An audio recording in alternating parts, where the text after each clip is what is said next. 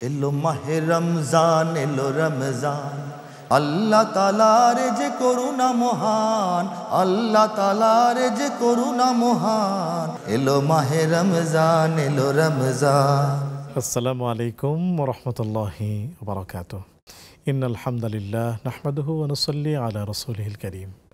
সুপ্রিয় দর্শক, দেশ দেশের বাইরে যে যেখান থেকে এই মুহূর্তে আমাদেরকে দেখছেন, সবাইকে স্বাগত জানাচ্ছি। আমি ওবায়দুল্লাহ আল কাফি। দেখছেন আপনাদের প্রিয় চ্যানেল নেক্সাস টেলিভিশনের রমজানের বিশেষ আয়োজন মাদানী হজ ট্রাভেলস অ্যান্ড ট্যুরস নিবেদিত এলো মাহে রমজান, সহযোগিতায় ইরশাদুল উম্মাহ আল ইসলামিয়া, ঢাকা। সুপ্রিয় দর্শক, প্রতিদিন এই সময়ে এই ক্ষণে মাহে রমজানের বিভিন্ন বিষয় নিয়ে আমরা কথা বলে থাকি। আর কথা বলার জন্য স্টুডিওতে আমন্ত্রিত হন একজন খ্যাতিমান ইসলামিক স্কলার।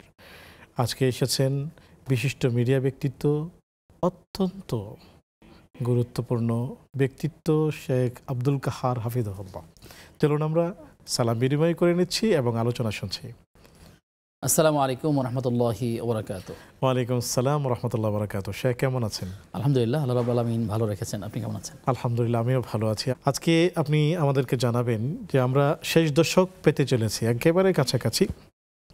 তো এই যে রমজানের শেষ দশকে আসলে আমরা কি আমল করতে পারি, কি আমাদের করা গুরুত্বপূর্ণ, যদি বলতেন। আলহামদুলিল্লাহ, ওয়াসসালাতু ওয়াসসালামু আলা রাসূলিল্লাহ ওয়া আলা আলিহি ওয়া আসহাবিহি আজমাইন, আম্মা বাদ। আল্লাহ সুবহানাহু ওয়া তাআলার শুকরিয়া আদায় করছি। আলহামদুলিল্লাহ। 12টি মাসের মধ্যে রমাদান অত্যন্ত গুরুত্বপূর্ণ। আবার এই রমাদানের মধ্যে শেষ দশকটি আরও বেশি গুরুত্বপূর্ণ। এই কথাগুলো আমরা কীভাবে জানতে পারি? রাসূল সাল্লাল্লাহু আলাইহি ওয়াসাল্লামের হাদিস থেকে জানতে পারি।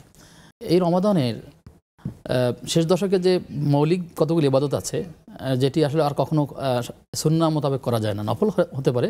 তার মধ্যে একটি হচ্ছে এতেকাফ করা। এতেকাফ মানে হচ্ছে অবস্থান করা। রাসূল সাল্লাল্লাহু আলাইহি ওয়াসাল্লাম বলেছেন, পুরুষদের জন্য মসজিদে তারা এতেকাফ করবে শেষের 10টি দিন, এজন্য যে আল্লাহ তাআলার সাথে তার সম্পর্কটা বৃদ্ধি করবে, নৈকট্য লাভ করবে, এবং এতেকাফের মাধ্যমে কদর অন্বেষণ করা খুব সহজ হয়ে থাকে। তো এই জন্য একজন মুসলিম, সে রোজাদার ব্যক্তি, মসজিদে এতেকাফ করবেন। এতেকাফকালীন সময় আল্লাহ তাআলার সাথে সম্পর্ক বৃদ্ধি করার জন্য রাতের নামাজ, দিনের বেলা জিকির, তাসবিহ, তাহলিল, এবং সেই সাথে তার অধ্যয়ন, স্টাডি, আরও অন্যান্য ইবাদতগুলোর মধ্যেই তার নিজেকে কাটানোর চেষ্টা করতে হবে। এতেকাফের মাধ্যমে যেটি হয়, নিজেকে দুনিয়ার জাগতিক কাজ থেকে একটু অবসর করে নেওয়া হয়ে থাকে। এটি সাধারণত অন্য সময় হয় না। দুনিয়ার অনেক কাজ বৈধ, রমাদানে সেই কাজগুলো দিনের বেলা আবার আল্লাহ তাআলা নিষেধ করেছেন, রাতে আবার বৈধতাকে দিয়েছেন। কিন্তু এতেকাফকালীন সময় সে রাতের বেলাও সে কাজগুলো, বৈধ বিষয়গুলো তিনি আমাদের জন্য নিষেধ করে দিয়েছেন। এই কারণে যে আমরা যেন আল্লাহ তাআলার সাথে সম্পর্ক উন্নয়ন করতে পারি। এতেকাফের ক্ষেত্রে যে বিষয়ে আমরা কিছু ভুল করে থাকি, যারা গ্রাম কিংবা শহরে বা আমাদের ঢাকা শহরে যারা, সেক্ষেত্রে মনে হচ্ছে যে এতেকাফ তারাই করবেন যারা একান্ত বৃদ্ধ মানুষ বা বৃদ্ধ, তারাই কিন্তু এতেকাফে বসবে। অথচ রাসূল সাল্লাল্লাহু আলাইহি ওয়াসাল্লাম সেটা আমল থেকে সেটা দেখা যায়নি। বরং শহরাঞ্চলে কিছুটা ব্যতিক্রম হয়েছে। এখন যুবকরা এতেকাফের ক্ষেত্রে এগিয়ে এসেছে। এতেকাফের ক্ষেত্রে আরেকটি ভুল বিষয় হলো যে তারা মনে করেন যে এতেকাফ যদি কেউ না বসে তাহলে পুরা মহল্লার সবাইকে গুনাহগার হতে হবে। এই কনসেপ্ট তারা লালন করার কারণে কাউকে না কাউকে টাকা দিয়ে, অর্থ করে দিয়ে, সবাই চাঁদা তুলে তারপর একজনকে বসিয়ে দেওয়া হয় যে তিনি এতেকাফ করেন। এবং যিনি এতেকাফ করছেন তিনি মনে করছেন যে আসলে আমার তো রুজি রোজগারের কোনো উপায় থাকে না, তো এই 10টা দিন যদি কিছু অর্থকরী হয়ে থাকে তাহলে আমি মসজিদে বসে থাকলাম। তিনি শুধু মসজিদে বসে খাবেন, এতে ইফতার করবেন এবং ঘুমাবেন। এটি হলো একটা সাধারণ চিত্র। কিন্তু আসলে এতেকাফ মূলত সেই জন্য না। প্রত্যেকটা শরীয়তের যে বিধানগুলো আছে, এই বিধানের একটা মাকাসেদ আছে, যেটাকে বলা হয় মাকাসেদের শরিয়া। আপনি দেখুন যে সালাতের একটা মাকাসেদ আছে। আমরা অনেক সময় মনে করি যে সালাত আল্লাহ তাআলার জন্য দিচ্ছি, ওঠা নামা, একটা ব্যায়াম করার মতো। কিন্তু আসলে ব্যাপারটা হলো যে এই সালাতের মধ্যে দিয়ে একজন মানুষ তার আল্লাহ তাআলার কাছে, তার রবের কাছে সে অবনত মস্তকে স্বীকার করবে, আমি সকল বিধানকে মেনে নিলাম। মানে আমি হাত তুলে বললাম আল্লাহু আকবার। এই যে আল্লাহু আকবার বলছি, সারেন্ডার করছি হাত তুলে আল্লাহর কাছে, মানে আপনার জীবনের প্রত্যেকটা ক্ষেত্রে আমি সুস্থ যতক্ষণ আছি, ঘুম থেকে উঠে পুনরায় ঘুমানো পর্যন্ত আমরা আল্লাহ তাআলার বিধানকে মেনে নেব। এইটা মেনে নেওয়ার নাম হচ্ছে এই মাথা অবনত মস্তকে। তা না হলে আমার মাথা ঠুকিয়ে লাভ কী হবে? বরং এই মাথা ঠোকানোর মাধ্যমে আল্লাহ তাআলার বিধানগুলো মেনে নিব, রাসূল সাল্লাল্লাহু আলাইহি ওয়াসাল্লামের হুকুম আহকামগুলো আমরা মেনে নিব। এটা হচ্ছে আনুগত্য করা, এটাই আসলে আল্লাহ তাআলা পছন্দ করেন বান্দার থেকে। কিন্তু আমরা সালাত আদায় করি, আমাদের মাথা ঝুঁকে যায়, আমাদের হাত ঝুঁকে যায়, আমাদের পা হাঁটুগুলো ঝুঁকে যায়, কিন্তু অন্তরটা ঝুঁকছে না। মানে যত তাড়াতাড়ি মনে হচ্ছে যতক্ষণ নিকলাম দ্রুতই আমরা উঠে যাচ্ছি। এটা তাহলে এই শরীয়তের যে মাকাসেদ, যে সালাত যে উদ্দেশ্যে আমরা আদায় করছি, ও সেই উদ্দেশ্যে ব্যাহত হচ্ছে। এই জন্য আমরা বলছি যে দীর্ঘ সময় সালাত আদায় করার পরেও আসলে আমার সালাতে যেন মন টানছে না। তার কারণ হলো এই সালাতের রূহ যেটা, প্রাণ যেটা, সেটা আমরা জানতেছি না। ঠিক তেমনিভাবে সাওমের দ্বারা একটা উদ্দেশ্য আছে। আপনি দেখুন সাওমের উদ্দেশ্য কি? সাওমের উদ্দেশ্য অর্থাৎ মানুষের দুঃখ কষ্টকে বোঝার চেষ্টা করা, ক্ষুধার কষ্টটা বোঝার চেষ্টা করা, শরীরকে একটু রিসাইকেলের মধ্যে নিয়ে আসার চেষ্টা করা, এতে আল্লাহ তাআলা খুশি হন। অনেকগুলো ফজিলত রয়েছে। কিন্তু আমরা অনেক মানুষ দেখা যাবে সে শুধুমাত্র না খেয়েই থাকে। তার দৃষ্টি হচ্ছে না খেয়ে থাকাটাই হচ্ছে সওয়াব, সেজন্য সে দিনের বেলা না খেয়ে থাকে, কিন্তু জোহরের নামাজ আদায় করে না, অন্যান্য ফরজ নামাজ আদায় করে না, সে গীবত করে, সে মিথ্যা করে। কিন্তু আসলে তো এটি রোজার যে থিম, সেই থিমের সাথে এটা যায় না। বরং বলা হয়েছে, রাসূল সাল্লাল্লাহু আলাইহি ওয়াসাল্লাম বলছেন, মান সামা রমাদানান ঈমানান ওয়া ইহতিসাবান গুফিরা লাহু মা তাকাদ্দামা মিন যামবি। যে ব্যক্তি আল্লাহ তাআলার উদ্দেশ্যে সওয়াবের আশায় ঈমানের সাথে সাওম পালন করবে, আল্লাহ তাআলা তার পেছনের গুনাহকে মাফ করে দেবেন। এখন আল্লাহর সন্তুষ্টিও আমরা অনেক ক্ষেত্রে ভুলে যাই, আবার সওয়াবের আশাটাও ভুলে যায়, শুধুমাত্র না খেয়ে থাকা। রাসূল সাল্লাল্লাহু আলাইহি ওয়াসাল্লাম হাদিসের মধ্যে বলেছেন যে কিছু রোজাদার এমন আছেন যাদের রোজা দ্বারা কোনো ফায়দাই হবে না, বরং সে শুধু না খেয়ে থাকবে। তার কেন বলছি? কারণ উদ্দেশ্য থেকে ব্যাহত হয়েছে। তো যে বিষয়টা আমি বলতে চাই যে ঠিক তেমনিভাবে এতেকাফের দ্বারাও মানুষ এমন একটা বিষয় আছে যে শুধুমাত্র মসজিদে বসে থাকে, শুয়ে থাকে, সময়টা 10 দিন পার করছে, কিন্তু আসলে সে বুঝতেই পারতেছে না আসলে আমার এখানে বসার উদ্দেশ্যটা কী।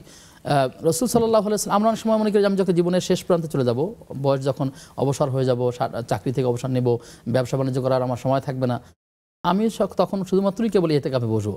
আসলে এমনটা নয়। তরুণ, যুবক, পুরুষ সবার জন্য বরং এই সময়টাকে ইবাদতের মধ্যে শামিল করা উচিত। আপনি দেখুন রমাদানে প্রায় 2 দশক চলে যাচ্ছে। তো এই 2 দশক চলে গেলেও কিন্তু আসলে আমরা অনেকেই কোরআন তেলাওয়াত ঠিকমতো করতে পারিনি। ইতিকাফ করলে যেটা হবে, ইতিকাফের আরেকটা গুরুত্বপূর্ণ আমল হচ্ছে বেশি বেশি কোরআন অধ্যয়ন করার সুযোগ তৈরি হয়ে থাকে। তো এই ইতিকাফের মধ্যে যদি না বসি, সেটি আসলে ভালোভাবে হয় না। কারণ দুনিয়াতে আমার ব্যবসা থাকে, চাকরি থাকে, বাইরের প্রোগ্রামগুলো থাকে, বা নানা রকম ব্যস্ততা থাকে। যখন আমি মনে করবো যে আমি আসলে এখানে নিজেকে গুটিয়ে নিয়েছি, এই 10টা দিন আল্লাহর ঘরের সাথে আমার সম্পর্ক থাকবে, 5 ওয়াক্ত নামাজ জামাতের সাথে আদায় করা হবে, এখানে আমি কোরআন তেলাওয়াতের মধ্যে থাকবো, এইভাবে করে যদি নিজেকে চিন্তা করে যে আমি কোরআন পড়ার চেষ্টা করবো, তাহলে 10 দিনেও খতম করা সম্ভব, 10 দিনেও তেলাওয়াত করা সম্ভব। অনেক শুকরিয়া। আমরা আরও শুনবো একটি বিরতি থেকে এসে, তারপর জি শুকরিয়া। সময় হলো একটি বিজ্ঞাপন বিরতিতে যাবার, ফিরছি একটু পর, আমাদের সাথেই থাকুন। আল্লাহ তাআলার যে করুণা মহান, এলো মাহে রমজান, এলো রমজান। আসসালামু আলাইকুম ওয়া রাহমাতুল্লাহি ওয়া বারাকাতুহু। সুপ্রিয় দর্শক, বিরতির পর সাদর আমন্ত্রণ জানাচ্ছি আপনাদের প্রিয় আয়োজন Madani house travels and tours নিবেদিত এলো মাহে রমজান, সহযোগিতায় ইরশাদুল উম্মাহ আল ইসলামিয়া, ঢাকা। আলোচনা শুনছিলাম খুবই চমৎকার, যে শেষ দশকের করণীয়, এই বিষয় নিয়ে আমরা আলোচনা শুনছি। মোহতারাম আলোচনা করছেন মোহতারাম আব্দুল কাহার হাফিজাহুল্লাহ। চলুন আমরা শেখের কাছেই যাচ্ছি। শেখ। জি, আপনাকে আবার ধন্যবাদ। তো যে কথাগুলো আমরা আলোচনা করছিলাম, যে ইতিকাফ তো মসজিদই করতে হয়, এই মসজিদের সাথে একজন মুমিনের হৃদয়টা লটকানো থাকা উচিত। আমরা রমাদানের বাইরে যখন 5 ওয়াক্ত নামাজের জন্য মসজিদে যাই, মসজিদ থেকে আবার ফিরে আসি, কিন্তু ঠিক একই সময় বসে থাকা দীর্ঘ সময় মসজিদের মধ্যে, এটি আসলে রমাদান ছাড়া, এই ইতিকাফ, এই সুন্নাহ আমল ছাড়া আর কখনো করার সুযোগ আমাদের তৈরি হয় না। রাসূল সাল্লাল্লাহু আমাদেরকে তৈরি করে দিয়েছেন। রাসূল সাল্লাল্লাহু আলাইহি বলেছেন যে মুমিন এবং মুনাফিকের যে লক্ষণ বা পার্থক্য থাকে, তার একটি আমল এখানে এবার বলেছেন যে কাত তৈরুফিল কাফাসে, অর্থাৎ মাছ যেমন পানির মধ্যে থাকতে পছন্দ করে, আবার ঠিক মুমিন মসজিদে থাকতে পছন্দ করে। পাখি যেমন খাঁচার মধ্যে ঢুকিয়ে দিলে পাখি বের হওয়ার জন্য ছটফট করতে থাকে, ঠিক তেমনিভাবে মুনাফিক লোক মসজিদের মধ্যে ঢুকলে সে ওখান থেকে বের হতে চায়। আমরা যদি মসজিদে থাকতে আমার ভালো লাগে, অনেক মানুষ নামাজ পড়ে কিন্তু তারপরেও মসজিদ দীর্ঘ সময় থাকতে চায় না, মসজিদ থেকে বের হয়ে চায়ের দোকানে, মসজিদ থেকে বের হয়ে দোকানে আড্ডাখানায় চলে যায়, বা নানা জায়গায় গল্প আসরে বসে যায়, ছাদে চলে যায়, থাকে মসজিদে, কিন্তু মসজিদ ছাদে গিয়ে হয়তো আড্ডায় লিপ্ত হয়ে যাচ্ছে। আবার মসজিদেই থাকে, হয়তো মোবাইলের মধ্যে এমনভাবে এমন বিষয়গুলো সে স্ক্রল করছে যেগুলো আসলে নেতিবাচক গুনার দিকে ধাবিত করছে। তাহলে বোঝা গেল যে আসলে রাসূল সাল্লাল্লাহু আলাইহি বলেছেন যে মসজিদের সাথে মুমিনের যেমন সম্পর্ক থাকবে, তাহলে সেই মসজিদে তো নেতিবাচক কোনো কাজ আসারই সুযোগ নাই, চিন্তার সুযোগ নাই। সেখানে সে ইবাদতে থাকবে, হয়তো পড়বে, না হয় সালাত দাঁড়াবে, না হয় জিকিরে করবে, না হয় স্টাডি করবে, না হয় তাফসিরে থাকবে, না হয় তালিমে থাকবে, কোনো একটা কাজের মধ্যে সে থাকবে, না হয় সে ঘুমাবে, বিশ্রাম করবে। কিন্তু আমরা দেখি যে আসলে যখনই নামাজি হওয়ার পরও মসজিদ থেকে আমাদেরকে বারবারই যেন বের করে নিয়ে আসতে চায়, তখন বুঝতে হবে আমার মধ্যে নেফাকের কিছু আলামত রয়ে গেছে। সেজন্য এই এতেকাফের মধ্যে 10টা দিন থাকা, এটা নিজেকে একটা মমিন হিসাবে দাবি করার, যে আমি মমিন, আমি ইমানদার, এটার একটা পরীক্ষা দেওয়ার সময়। সেজন্য এই আমলটা যেন আমরা বেশি বেশি করে করতে পারি, যে মসজিদের সাথে আমাদেরকে বেশি লটকানো থাকা এবং এতেকাফের আমলগুলো বেশি বেশি করার চেষ্টা করা। রমাদানে আমরা দেখি যে বাসা বাড়ি থাকলে আমাদের কোরআন তেলাওয়াত করা হয় না। রাসূল সাল্লাল্লাহু আলাইহি ওয়াসাল্লাম রমাদান আসলে পরে তিনি জিবরাইল আলাইহিস সালামকে শোনাতেন এবং জিবরাইল আলাইহিস সালাম আবার রাসূল সাল্লাল্লাহু আলাইহি ওয়াসাল্লামকে শোনাতেন, একে অপরকে কোরআন শোনাতেন। কিন্তু আমরা অনেক সময় যারা কোরআন পড়তে পারি না, তারা কিন্তু চাইলে শুনতে পারি। আমাদের সমাজের অনেক নারী পুরুষ কিংবা অনেক যুবক তরুণ আছেন যারা ছোট্ট সময় কোরআন তেলাওয়াত করতে পারেন নাই, কিন্তু সে যদি চিন্তা করেন যে আসলে করতে পারে না তাই কখনো পড়া হচ্ছে না, কিন্তু মনে রাখা উচিত আপনি যে তারাবির সালাতে গিয়ে ইমামের পিছনে হাজির হয়ে যাচ্ছেন যে আপনি তেলাওয়াত শুনবেন, সেই তেলাওয়াত তো আপনি বাসায় থাকলেও শুনতে পারেন। আপনার কাছে ডিভাইস আছে, আপনি ইউটিউব আছে, আপনার চ্যানেল আছে, আপনি চাইলে যে কোরআন তেলাওয়াতগুলো হচ্ছে, অনুবাদ হচ্ছে, পারার পর পড়া, আমরা শুনেও তো অর্জন করতে পারি জ্ঞান, শুনেও তো সবের ভাগিদার হতে পারি। আল্লাহর কালাম শুনলে তো তার হৃদয়টা প্রশান্তি লাভ করবে অবশ্যই। তো সেই জন্য রমাদানের জন্য আমরা বেশি বেশি করে কোরআন শুনি, ইমাম সাহেব তেলাওয়াত করবেন। নামাজের তারাবিতে যেমন কোরআন তেলাওয়াতের গুরুত্ব আমরা এত বেশি দিয়ে থাকি যে একদিকে নামাজ অপরদিকে তেলাওয়াত, ঠিক কিন্তু নামাজের বাইরেও যদি এমন হয় যে আমরা একজনের যিনি ভালো বিশুদ্ধ তেলাওয়াত করতে পারেন, তিনি এতেকাফে আছেন, তার থেকে আমরা বাকিরা শুনবো পড়তে না পারলেও, ঠিক এই আমলেরও ধারাবাহিকতা চালু করা দরকার। যিনি হাফিজ থাকেন, কারি থাকেন কিংবা যিনি তেলাওয়াত করতে অভ্যস্ত হন, সে যদি তেলাওয়াতগুলো করেন তাহলে আমরা তার থেকে শুনে শুনে আমল করতে পারি। কোরআনুল কারীম যিনি পড়বেন তিনি হরফে 10 নেকি পাবেন, 70 নেকি, এটাকে আবার 700 নেকিতে আল্লাহ তাআলা দিতে পারেন, সেই হাদিসগুলো তো রয়েছে। কিন্তু এই আশায় অনেক সময় আমরা অনুবাদ ব্যাখ্যা জানারই চেষ্টা করছি না, অথচ আমাদের দরকার ছিল যে কোরআনুল কারীমটা বোঝাপড়ার চেষ্টা করা। সেই জন্য এতেকাফের মাধ্যমে একজন মানুষ সে চাইলে তেলাওয়াতগুলো করে করে নিজেকে শানিত করতে পারে এবং তেলাওয়াতের মাধ্যমে সে মধুর বাণীগুলো ছড়িয়ে দিতে পারে। এতেকাফের এই শেষ দশকের আরেকটা গুরুত্বপূর্ণ আমল হচ্ছে তওবা ইস্তেগফার করা। আপনি দেখুন, তওবা মানে হচ্ছে ফিরে আসা। তুবু লিল্লাহি তাওবাতান নসুহা ইয়া আইয়ুহাল্লাযীনা আমানু তাকুল্লাহ, ঈমানদারকে লক্ষ্য করে আল্লাহ তাআলা বলেছেন তুবু লিল্লাহি তাওবাতান নসুহা, তোমরা তওবা করো। এবং কেমন তওবা? এছাড়া তওবাতান খাঁটি তওবা, হৃদয় দিয়ে, মন দিয়ে। আমরা যখন কোনো ভুল করে ফেলি, গীবত করা হারাম মানুষ জানে, মিথ্যা বলা হারাম মানুষ জানে, হারাম খাওয়া যাচ্ছে না এটা মানুষ জানে, জানার পরেও বলছে এই মুখ দিয়ে তো সব কিছু করি, তো তওবা তওবা, আমি নিজের হাত দিয়ে নিজের চেহারার মধ্যে দুটো স্পর্শ করে বলছে যে তওবা, মানে আমি আমাকে একে ধিক্কার দিলাম যে আমার এই মুখ দিয়ে কথাগুলো বলা দরকার হয়নি, অথবা বললেও দোষ হয়, না বললেও তো পারি না, বলেই আবার সেই কথাটা বলে দিচ্ছে, আবার বলছে আমি তওবা তওবা। আসলে তওবাগুলো তো এরকম না, তওবা মানে হচ্ছে অনুশোচনা করা। রাসূল সাল্লাল্লাহু আলাইহি ওয়াসাল্লামের হাদিস থেকে আমরা দেখি যে তওবার সাথে কয়েকটি বিষয় জড়িয়ে আছে। একটি হলো যখন মানুষ সে তওবা করবে, সে যে অন্যায়টা করতেছিল, যে পাপটা করতেছিল, সেই পাপের কাজটা থেকে সে ফিরে আসবে। তো এইটা ফিরে আসবে, তাৎক্ষণিকভাবে সে কাজটা ছেড়ে দিবে।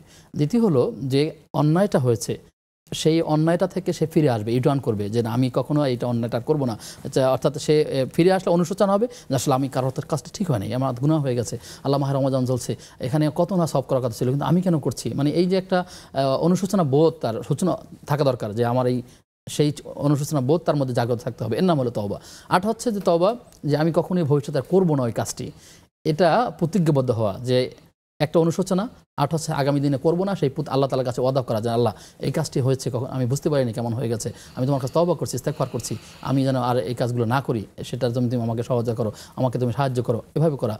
এরপরে একটি বিষয় হচ্ছে তওবা ইস্তেগফার করবো যদি এটা কোনো মানুষের লেনদেনের সাথে হয়ে থাকে, কোনো জায়গা জমি, কারো টাকা পয়সা কিংবা কোনো আর্থিক লেনদেনের সাথে থাকে, তাহলে সেটাকে তাকে পৌঁছে দিয়ে তারপর তওবা করতে হবে। আপনি ধরুন যেমন অনেক সময় এমন আছে যে বাবা অনেক আগে মারা গেলেন, ভাই যিনি আছেন তার কাছে বোনদের জমিগুলো থাকলো, কিন্তু দীর্ঘ সময় বোনের জমিগুলো তার কাছে আছে, কখনো বোনকে জমি ফেরত বুঝিয়ে দেওয়ার কোনো চিন্তাও করেন, অথবা প্রতিবেশী একজনেরই হয়তো বা তার হক তার মধ্যে আছে, জমি তারা হয়তো জানে না বলে নিতে পারতেছে না, কিন্তু আপনি যখন বুঝতে পারবেন যে এটি আমার ভুল হয়েছে, এত বছর আমি ভোগ করেছি, এই জন্য যারা এটার হকদার তাদের কাছে ক্ষমা চেয়ে নেওয়া এবং তার জমি তার টাকা তাকে বুঝিয়ে দেওয়ার চেষ্টা করা, এটার নাম হচ্ছে তওবা। অনেক শুকরিয়া। আমরা আরো শুনবো ইনশাআল্লাহ একটি বিরতি থেকে এসে।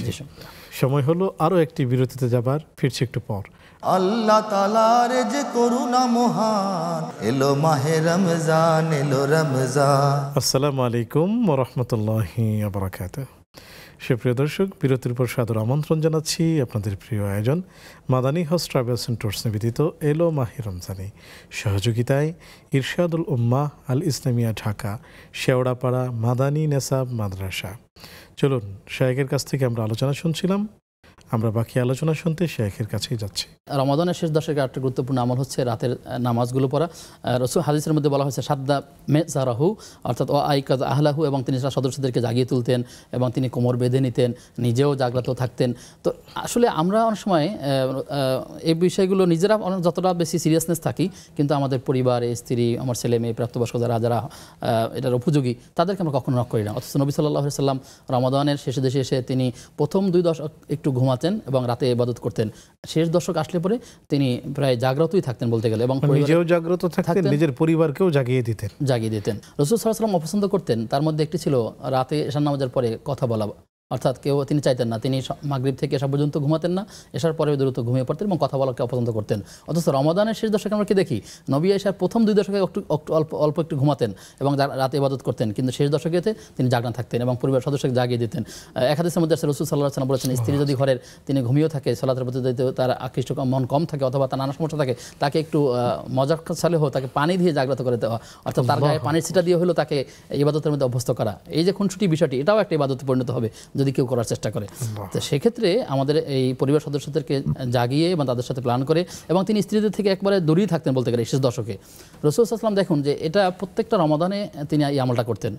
ইন্তেকালের আগের বছর তিনি এর আগের এক বছর তিনি করতে পারেননি, এক দশকে ইতিকাফ করতে পারেননি, কিন্তু ইন্তেকালের আগের বছর তিনি 20 দিন ইতিকাফ করেছেন। তার মানে বোঝা গেল এটি আসলে ইতিকাফের সাধারণ কোনো সুন্নাহ নয়, একটি গুরুত্বপূর্ণ সুন্নাহ। এই আমলটা যেন আমরা সবসময় করতে পারি, আল্লাহ তাআলা আমাদের সেই তৌফিক দান করুন। তো এই জন্য রমাদানে থেকে ইতিকাফে বসলে পরে কদর অন্বেষণ করার সুযোগ হয়ে থাকে। ইতিকাফে বসলে পরে রাতের যে সালাত, বিশেষ করে তারাবির সালাতের পরে নামাজগুলো দেখেন, কয়েকটা বিষয় এখানে 5 ওয়াক্ত নামাজ জামাতের সাথে আদায় করার সুযোগ হয়, কারণ সে জামাত মিস হয় না। অথচ অন্য সময় আমরা এই রমজানের যে 10টা দিন হয়, দৈনিক 5 ওয়াক্ত নামাজ হলে 50 ওয়াক্ত নামাজ আমরা অনায়াসে হয়ে যাচ্ছে। কিন্তু এটি আসলে অন্য সময় কিন্তু অনেক সময় দেখা গেল কোনো একটা কাজে থাকলাম, গাড়িতে থাকলাম, বাড়ি থাকলাম, 1 ওয়াক্ত মিস হয়ে যাচ্ছে। কিন্তু মসজিদে থাকলে সেই সালাত মিস হওয়ার সুযোগ থাকে না। এতে কারণে অনেক মানুষ চিন্তা করে, আমি তো কী করবো, আমি তো কোরআন পড়তে পারি না, তাহলে আমি বসে বসে করবো কি? কতক্ষণ আল্লাহ তাআলা জিকির করেন, জিকিরের মধ্যে সময় কাটাতে পারেন, সুবহানাল্লাহ, আলহামদুলিল্লাহ, আল্লাহু আকবার, এই তাসবিহ, এই তাহমিদ, এই তাহলিল, লা ইলাহা ইল্লাল্লাহ ইত্যাদি বিষয়গুলো অনেক জায়গাতে দেখা যায় রমাদানের ইমামের মাধ্যমে বা খতিবদের মাধ্যমে সেখানে দার্সে কোরআন হয়ে থাকে, দার্সে হাদিস হয়ে থাকে, সিরাতের উপরে আলোচনা হয়ে থাকে, অথবা ইসলামিক অনেক সাহিত্য আছে যেটা কখনোই পড়া হয় না, সে চাইলে এটা করতে পারে। কোরআন কারীমের একটি পাড়ায় 20টি পৃষ্ঠা, ধরুন কম বেশি 20টি পৃষ্ঠা থাকে। কেউ যদি চিন্তা করে যে আমি আজকে চিন্তা করে প্রত্যেক নামাজের পরে আমি যদি চেষ্টা করি যে আজকে 1 নামাজের পরে 5 পৃষ্ঠা পড়ে নেব, অথবা 4 পৃষ্ঠা পড়ে নেব, 5 নামাজের পরে আমি হয়ে গেল, আমার 20 এক পারা হয়ে গেল।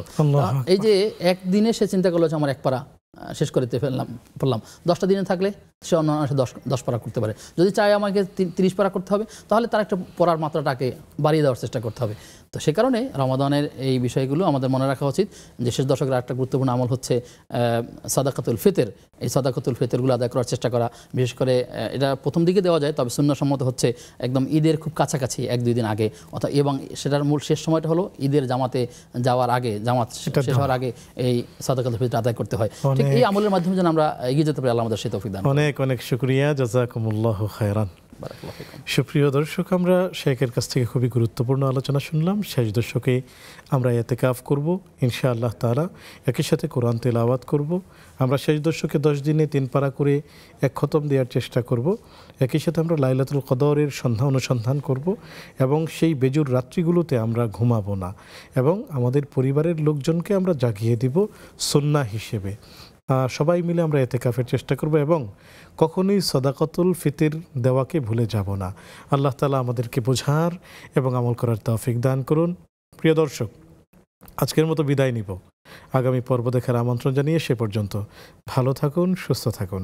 আসসালামু আলাইকুম ওয়া রাহমাতুল্লাহি ওয়া বারাকাতুহু। এলো মাহে রমজান, এলো রমজান, আল্লাহ তাআলার যে করুণা মহান, আল্লাহ তাআলার যে করুণা মহান। এলো মাহে রমজান, এলো রমজান, আল্লাহ তাআলার যে করুণা মহান, আল্লাহ তাআলার যে করুণা মহান। এলো মাহে রমজান, এলো রমজান।